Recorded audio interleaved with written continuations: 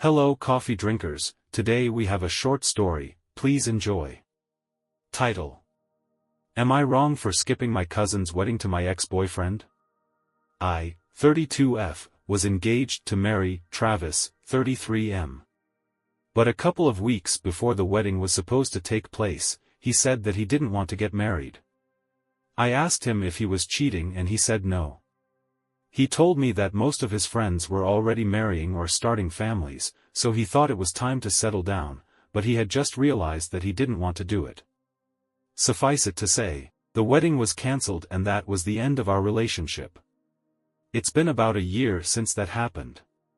Things haven't been exactly great, but I've managed to get by. Some days ago, I received an invitation to the wedding of my cousin, Taylor, 26F. Imagine my surprise when I read it and saw that my ex-fiancé was the groom.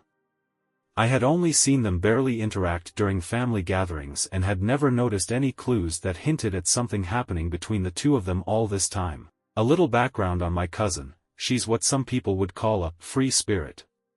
She doesn't have a conventional job, she works as an artist.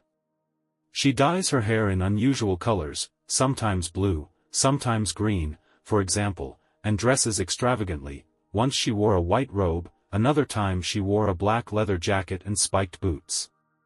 She says that she doesn't like following society's rules and that she only follows her own code. Immediately, I called my parents to ask if they had known anything about Taylor's relationship with Travis. To summarize, yes, they did know but hadn't intended on telling me because they figured there would be no positive outcome to it. They also made it clear that they expected me to come to the wedding anyway to show support to my family.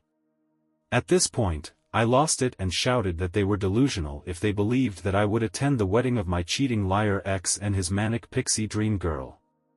They told me I couldn't keep holding on to my hatred and resentment forever and that I needed to let go, but I hung up. Since then, my extended family has been blowing up my phone, saying that I'm a bad person if I don't attend. Right now, I feel so confused, betrayed, and disappointed. I'm no longer sure if I'm being irrational or not. So, I think it might be best to ask for an outside point of view. Am I the asshole for not attending the wedding of my cousin and my ex-boyfriend? Update. I've read all of your comments, and I've got to say, the ones who gave me tips on how to be petty made me laugh. But after thinking it over, I decided to simply not attend the wedding. I'll also be distancing myself from my parents and extended family, at least for a while with my parents, and indefinitely with the rest of the family. I also told my friends about the whole situation, and they were even more pissed off than some of you. I mentioned the suggestion from some commenters about going on vacation during the week of the wedding, and we've already started making plans. Something else happened in the last few days. I received a call from Travis. He asked if we could meet and talk. I know it was probably stupid of me, but I accepted. We met in a public place, and I told him I wanted to know exactly what was going on between him and Taylor. This is what he told me.